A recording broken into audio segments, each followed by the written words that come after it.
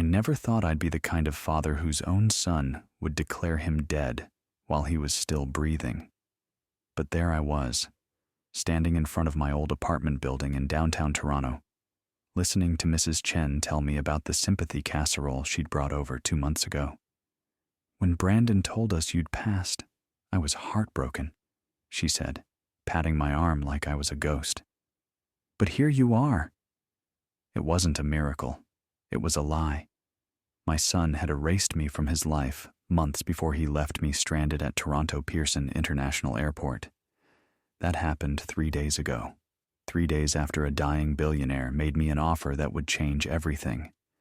It started on a Tuesday morning with what I thought was an olive branch. Brandon called my apartment in Etobicoke, his voice carrying an enthusiasm I hadn't heard in years. "Dad, I want to make up for missing your birthday. I've booked us a weekend trip to Vancouver, just you and me. I'll pick you up in an hour." I should have known better. Brandon and I hadn't taken a trip together since he was 12, before his mother and I divorced 9 years ago, before he became a tech consultant, the kind of job I never fully understood, but I wanted to believe my son still cared. The drive to the airport should have been my first warning. Brandon barely spoke, his jaw tight, checking his phone at every red light.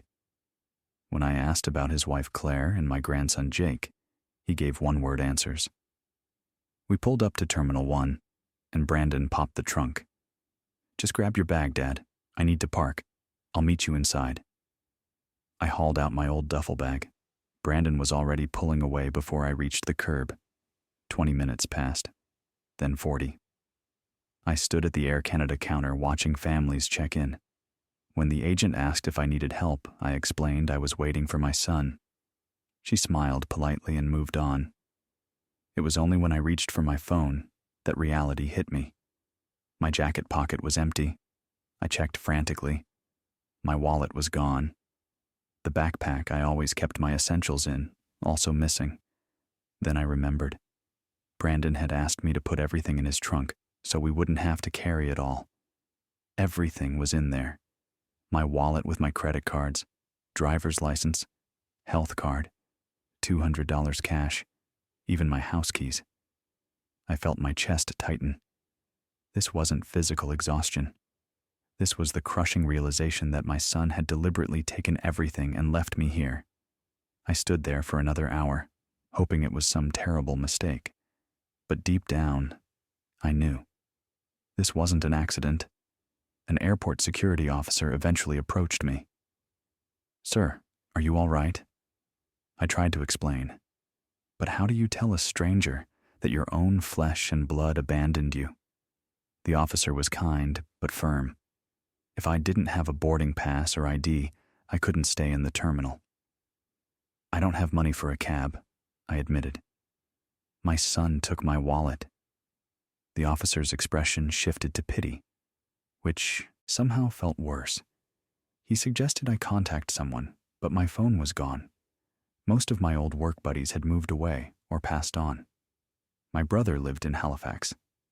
After I retired 2 years ago, my world had shrunk to my small apartment and the occasional visit from Brandon, visits that had become increasingly rare. The officer helped me to the passenger pickup area outside. At least out here, I could sit and figure out what to do. It was late September, one of those beautiful Toronto fall days. Small comfort when you're stranded and humiliated. I sat on that bench watching families reunite. For the first time in my life, I felt truly old. Not just physically old, but old in the way that makes you invisible, irrelevant, easy to discard. I kept replaying every interaction with Brandon over the past year. The way he'd bristled when I showed up at his office wearing work boots. The time he introduced me to his business partners as Frank instead of my father. The increasing gaps between phone calls. I should have seen this coming, but you don't want to believe your own child is ashamed of you. "Excuse me, sir." The voice was gravelly, worn smooth by decades. I looked up to see an elderly man, probably in his early 80s, standing before me. He was impeccably dressed in an expensive suit, with a walking cane that had an ornate silver handle. I couldn't help but notice you've been sitting here for quite some time. Are you all right? I'm fine, I lied. Then, because I was tired of pretending, actually, no, I'm not fine at all. The old man gestured beside me. May I? I nodded, and he lowered himself carefully onto the bench. We sat in silence, watching a young family load suitcases. Waiting for someone? He asked. Was. My son, but he's not coming back. The old man nodded slowly. And you have no way to get home. No phone, no wallet, no keys. The words came out bitter. He took everything. Not pathetic, the old man said quietly. Just honest. That's rarer than you'd think. He paused. How far do you live from here? Etobicoke, maybe 25 kilometers. The old man was quiet for a long moment. Then he turned to me with an expression I couldn't quite read. I'm going to make you an unusual proposition. You can refuse, but I think we might be able to help each other. I looked at him skeptically. I don't need charity. It's not charity. It's business. He shifted his weight. My name is William Harrison. I'm waiting for my driver. My car should arrive in about 5 minutes. He continued before I could respond. Here's my proposition. I need someone to accompany me to my home in Rosedale. Someone to pretend to be my son who's returned after many years away. Just for today. Just for one dinner with my household staff and lawyer. In exchange, I'll give you a ride home, replace your phone, and provide you with $5,000 cash. I stared at him. You're joking. I'm not. His expression was deadly serious. My real son passed away 15 years ago, William continued. Since then, various relatives have crawled out of the woodwork, all hoping for a piece of my estate. I want to see how people react when they think I've reconciled with my son. I want to see their true colors before I finalize my will. William looked at me directly. You have an honest face, the face of someone who's worked hard his whole life. And right now, you need help, and I need someone who has nothing to gain from manipulating me. A black Mercedes pulled up to the curb. Mr. Harrison, sir? Ready to go? William stood slowly. This is your choice, Mr. Sullivan, Frank Sullivan. You can walk away right now, or you can get in this car, spend a few hours helping an old man, and leave significantly better off. I should have said no. This was insane. But I looked at that Mercedes, then back at the long walk ahead of me, and thought about my son abandoning me like garbage. What exactly would I have to do? Just be yourself. Call me Dad a few times. Act like a son who's been away but has returned. Let them see you. That's all. William extended his hand. Do we have a deal?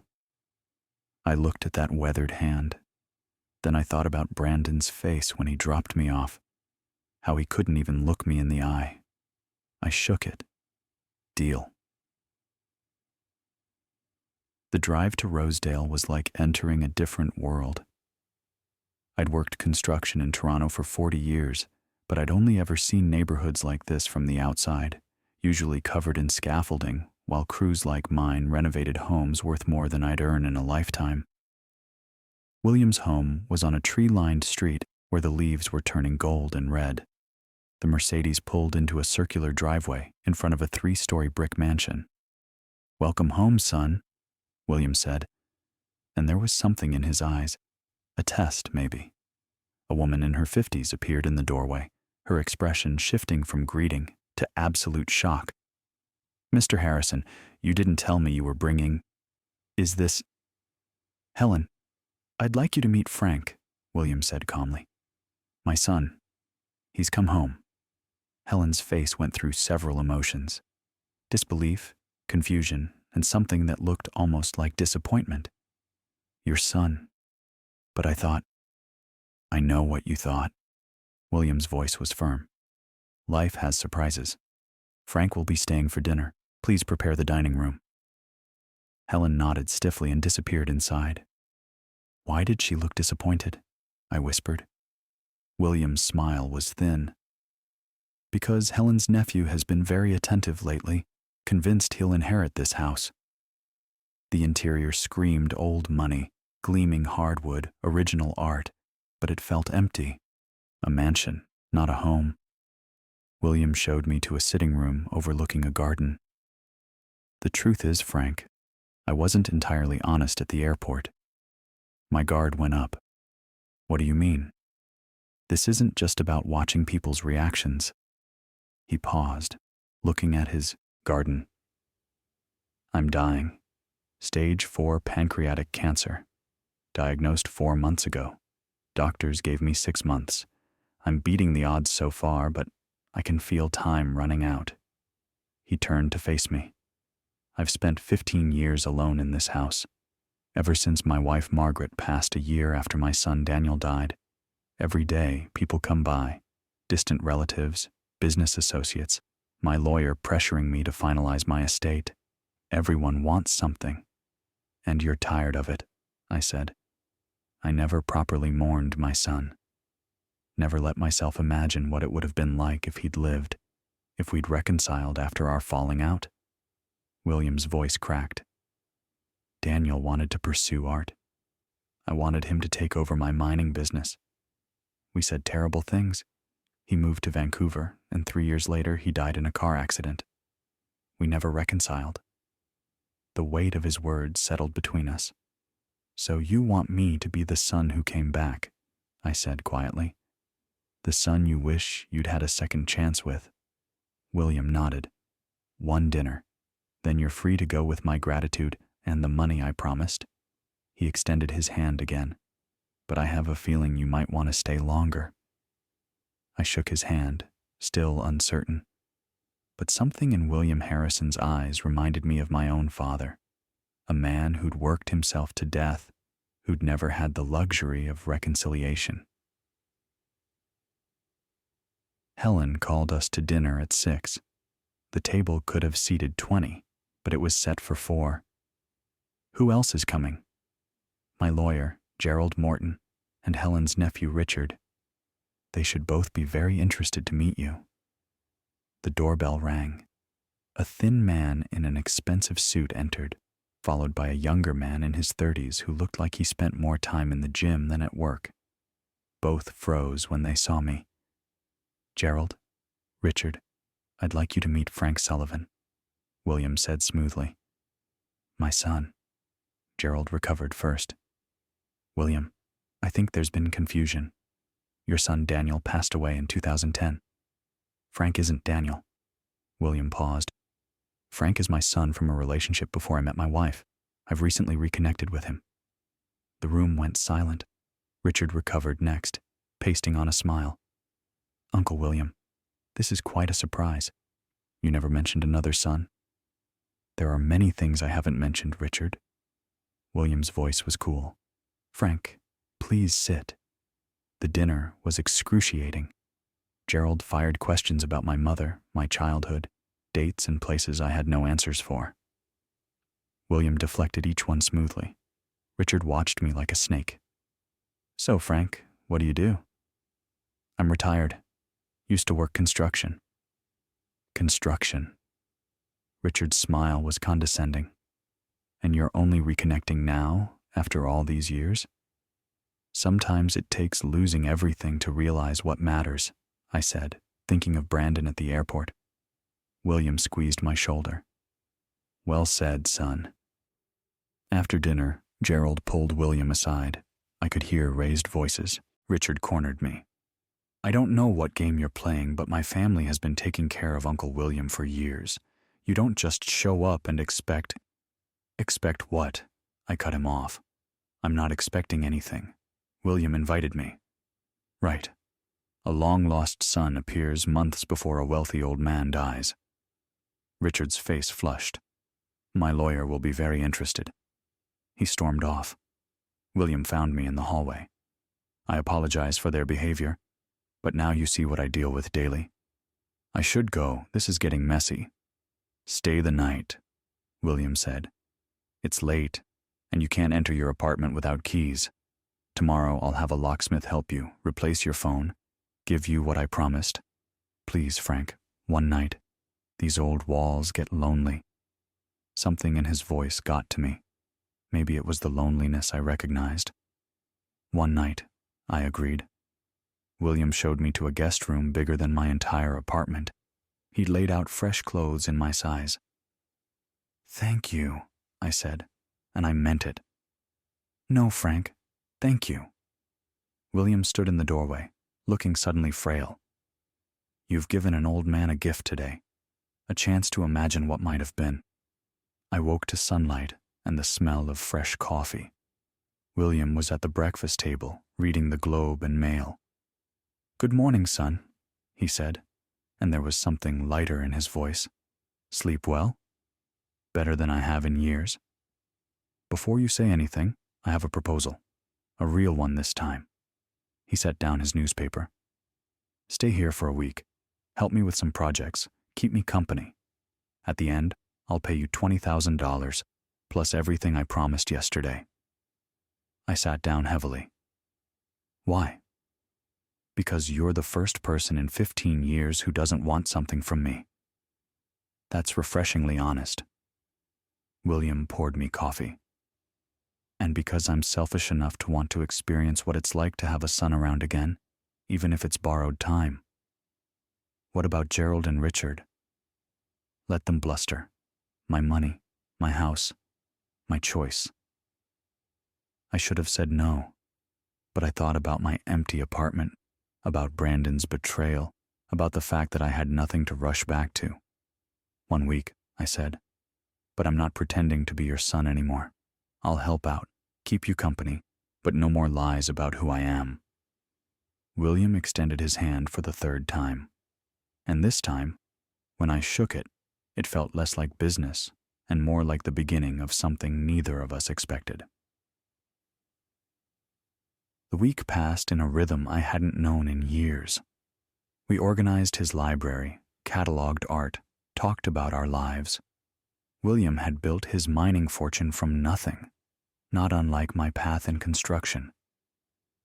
Helen warmed up once she realized I wasn't conning anyone. Richard grew more hostile. On the 4th day, William showed me a photo of Daniel. Something in the young man's eyes, a certain stubbornness, reminded me of Brandon.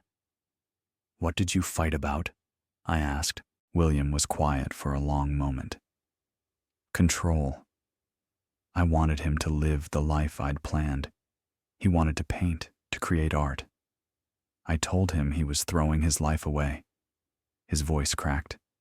The last thing I said was that if he walked out my door, he was no longer my son. And he left. 3 years later, his roommate called about the accident. Daniel had been driving home from an art show where his work had been featured. He'd finally found success, and I'd missed all of it. I looked at that photograph and thought about Brandon, how I'd been disappointed when he'd chosen university, business, a world I didn't understand, how that disappointment had driven a wedge between us. You think Brandon will ever forgive me? I asked quietly. For what? William looked surprised. For working hard to provide for him? For not being the kind of father he wanted? For being too working class, too rough around the edges for his business world? The words came out bitter. He's ashamed of me, William. William set down the album. Then Brandon is a fool. But fools can sometimes learn. The question is, do you want him to have that chance? I didn't have an answer. Neither did I, William said. And then it was too late. Don't make my mistake, Frank. On the 5th day, my temporary phone rang. Dad? Brandon's voice was uncertain, almost scared. Dad, is that you? I've been trying to reach you for days. Your phone's been dead. When I went to your apartment, you weren't there. Where are you? My chest tightened. Somewhere safe. No thanks to you. The anger I'd been suppressing came flooding back. You left me at the airport, Brandon. You took my wallet, my phone, my keys, and you drove away. There was a long silence. I know what I did. And Dad, I'm so sorry. I panicked, and instead of turning around, I just kept driving. But you weren't answering, and I realized, God, Dad, I'm so sorry. Why? The question came out hoarse. Why did you do it? Another long pause. Because I was ashamed. Claire's parents were supposed to come on that trip. I couldn't face them seeing you. The way you dress, the way you talk. They're so refined. And I knew they'd judge you. Judge me for having a father who's so different from their world. Each word was a knife. So you abandoned me instead. I'm a coward, Dad. Please tell me where you are. Let me come get you. I looked around William's study. I'm staying with a friend, and I'm not ready to see you yet. What you did, I need time. But Dad, I'll call you when I'm ready. Don't call this number again. And Brandon, take a long, hard look at the man you've become. Because right now, I'm ashamed too. I hung up before he could respond. William had been sitting quietly in the corner. Was I too harsh? No, you were honest. That's what he needed to hear. William closed his book. The question is, what do you need? I need to figure out how to forgive him, I said finally. But I don't know how. Start with forgiving yourself, William said. For whatever role you played. It's never just one person's fault when a relationship breaks. That night was my last night in William's house, according to our agreement. He insisted on a celebratory dinner, just the two of us. Helen prepared an elaborate meal, and William opened wine that was probably worth more than my monthly pension. To unlikely friendships, William toasted. To second chances, I added. Over dessert, William grew serious. I want to tell you something, Frank. Tomorrow, Gerald is coming to finalize my will. I've made some changes, and I wanted you to hear them from me first. My stomach dropped. William, if you're putting me in your will, I can't accept. That's not why I stayed. I know. That's exactly why I'm doing it. William smiled. Most of it is going to establish a foundation for young artists in Daniel's memory. They'll get the support he never got from me. That's beautiful, I said, genuinely moved. But I am leaving you this house. I nearly choked. What? No, absolutely not. William, I can't. You can, and you will. Richard will contest no matter what I do, so I'm leaving him $750,000, enough that fighting will cost him more than he'd gain. Gerald gets his fees and a bonus. Helen gets her pension and retirement fund. William looked around at the walls. But this house needs someone who will appreciate it not for its value, but for what it represents. A home.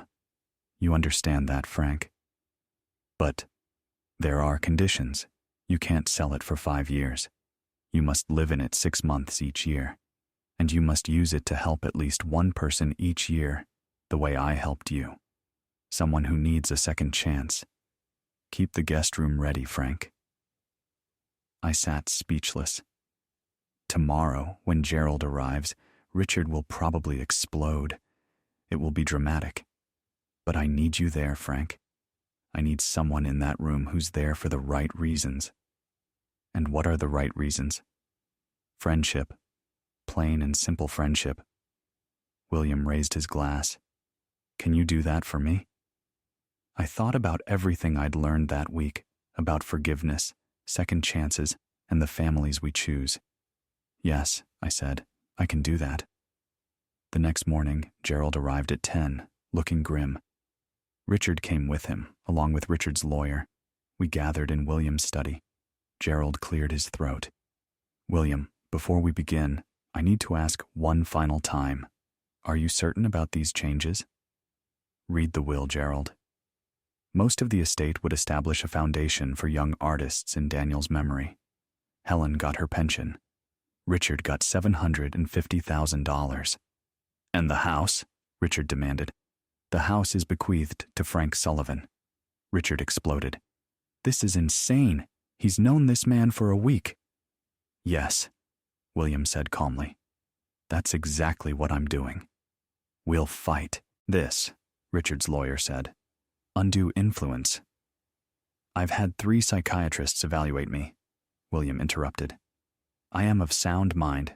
Frank is receiving this house because he's the only person who wanted nothing from me. William stood. Enough. This is my house until I die, and I will not have it filled with ugliness. Richard, you have your inheritance. Get out. When they left, William collapsed into his chair.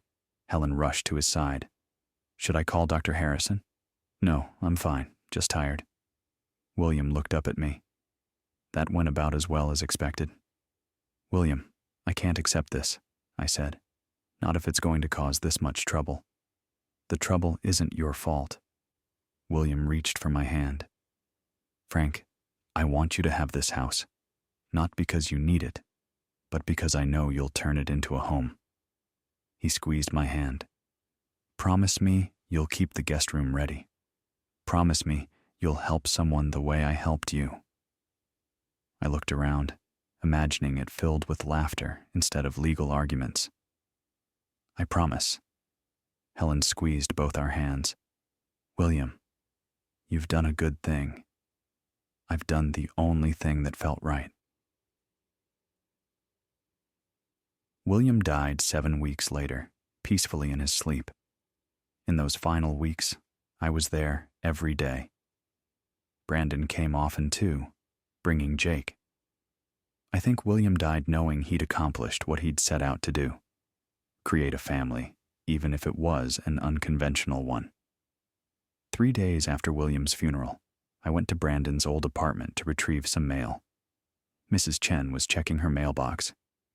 Oh, Mr. Sullivan, I'm so glad you're all right. When Brandon told us you'd passed away, I was heartbroken. The words hit me like a physical blow. I'm sorry, what? When Brandon moved out 4 months ago, he said you'd been ill. Then 2 months ago, he told us you'd died suddenly. I even brought over a casserole. Mrs. Chen's face fell. Oh, no. You didn't know, did you? I stood there in that hallway, pieces clicking into place. Brandon hadn't just abandoned me at the airport. He'd erased me from his life completely. He'd declared me dead to his neighbors, probably to his friends. He'd tried to bury me before I was actually gone. That night, I couldn't sleep. I stood in William's study, my study now, staring at Daniel's photo. $8.5 million for 1 week of companionship. I'm no better than Richard, I whispered.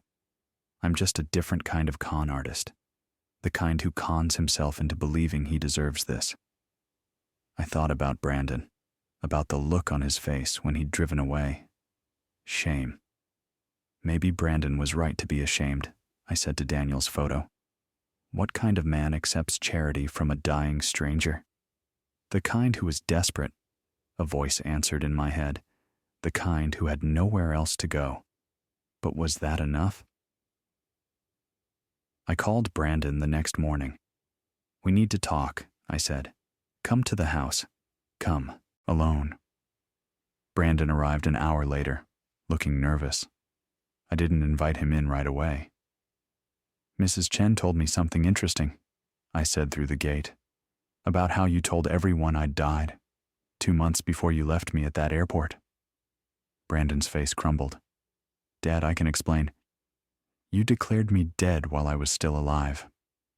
My voice was calm, but inside I was shaking. You didn't just abandon me, Brandon. You'd already erased me. He sank against the gate, head in his hands. Claire found out I'd been lying to her parents about you, he said quietly. They'd been asking to meet you for years. I kept making excuses. Finally, I just told them you'd died. It seemed easier than admitting the truth. Which was? That I was ashamed of you. The words came out like broken glass. Claire's father is a surgeon. Her mother is a retired judge. And my dad lays bricks. I couldn't I didn't want them to see the difference. Brandon looked up at me. But it didn't stop there.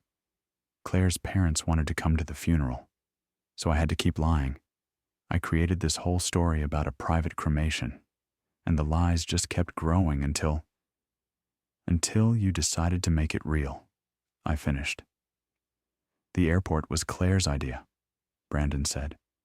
She said I needed to cut you out completely, that as long as you were in my life, there was a risk someone would find out. She said we should take you somewhere far from home. She thought maybe you'd just start over somewhere else. I sat down heavily. Your wife planned this. We both did, Brandon said. I went along with it. I chose her plan over you. I chose my reputation over my father. We sat in silence for a long moment. And now, Brandon's laugh was bitter. Claire filed for divorce 3 weeks after William's funeral. When she found out the truth, when her parents found out I'd lied about your death, she said she couldn't be married to someone capable of that kind of deception. He looked around at the evidence of the life I'd been given by a stranger. I lost everything, Dad. My wife, half my time with Jake, my reputation. I had to close my consulting firm. Clients left when the story got out. Everyone knows what I did now. And the worst part? I deserve all of it. I should have felt satisfaction, some kind of revenge. But I just felt tired. What do you want from me, Brandon? Nothing, he said. I don't deserve anything. I just wanted you to know the truth. All of it. And to tell you that I'm sorry. He stood to leave. I watched him walk away, shoulders slumped, defeated. And I thought about William, about Daniel, about chances never taken. Brandon, he turned. There's a men's shelter on Sherbourne Street, I said quietly. They'll give you a bed and 3 meals. Get yourself together. When you're ready to do the work, real work, not just apologies, call me. Brandon looked shocked. After everything? I'm not your dad right now, I said. I'm just a man who learned that second chances have to be earned. William taught me that. Now I'm teaching you. I turned and walked back into the house. The gate stayed closed. 3 weeks later, Brandon called. When he spoke, his voice was hollow. I'm at the Sherbourne shelter. They gave me a bed in a room with 8 other men. I got a job washing dishes. Minimum wage. He paused. Jake came by last week. Claire brought him to volunteer. He saw me in the cafeteria line and asked why Daddy was eating at the homeless place. I told him I was learning what really matters. Another pause. I'm not asking for forgiveness, Dad. Just a chance to prove I'm not that person anymore. Saturday, 7 a.m., work clothes. Brandon came every Saturday for 6 months. I didn't go easy on him. Yard work, painting, repairs, the kind of physical labor he'd avoided for 20 years. We barely spoke at first, just worked side by side. But slowly, so slowly, something shifted. One morning, he was moving planters in the garden when one slipped from his hands. It shattered on the stone path, a 200-year-old ceramic piece William's great-grandfather had brought from England. Brandon stared at the broken pieces, then started crying. I can't even do this right. I can't even move a pot without destroying it. I sat down on the ground next to him, right there among the broken pottery. Things break, I said. Sometimes people break too. The question is whether we throw away the pieces or try to put them back together. Brandon was staring at me, tears streaming down his face. I don't know if I can put us back together, Dad. Not by yourself, I agreed. But maybe we can work on it together. And gradually, we started having real conversations about his divorce, how hard it was to see Jake only on weekends, about the people I'd been helping through William's guest room program. You're doing something important here, Brandon said one day. William would be proud. So would your mother, I said, and we both went quiet. 4 months in, Richard's lawyer contacted Brandon. They wanted me to testify that William wasn't of sound mind. Brandon told me the next Saturday. Said if I helped them overturn the will, they'd give me 30% of the house value. My stomach dropped. $2.5 million. I told them no. Brandon continued. I told them that William Harrison was the soundest mind I'd ever encountered, that he knew exactly what he was doing, and that if they contacted me again, I'd report them for witness tampering. He looked at me directly. I'm not that person anymore, Dad. I'm not the man who values money over integrity. I pulled my son into a hug, a real one. You're becoming the man you should have been, I said. Richard contested the will as promised. The case dragged on for 18 months. His lawyers demanded $830,000 in legal fees and court costs when he lost. Richard had to sell his condo and declare bankruptcy. His $750,000 inheritance? Gone. He walked away $80,000 in debt. Eventually, the courts upheld William's wishes. The house became mine, legally and completely. 5 years after William's death, the house is full of life. Brandon comes by 3 times a week now, sometimes with Jake, sometimes alone. We work on projects together, restoring furniture, maintaining the garden, teaching Jake skills that'll last him a lifetime. The guest room has helped 8 people so far. People going through divorces, job losses, family estrangement. People who needed a safe place to figure out their next move. Last week, Jake was learning to build a window frame. He's 12 now, serious and focused like his father. Grandpa, Jake asked, setting down his measuring tape, why do you teach me all this? You're rich. We could just pay someone. Brandon and I exchanged a glance. I knelt down to Jake's level. You built that frame with your own hands. Nobody can take that away from you. Jake studied his work. I like it. Then it's perfect. Brandon knelt beside me. Your grandpa taught me something important. He taught me that a good man isn't measured by his job title or his bank account.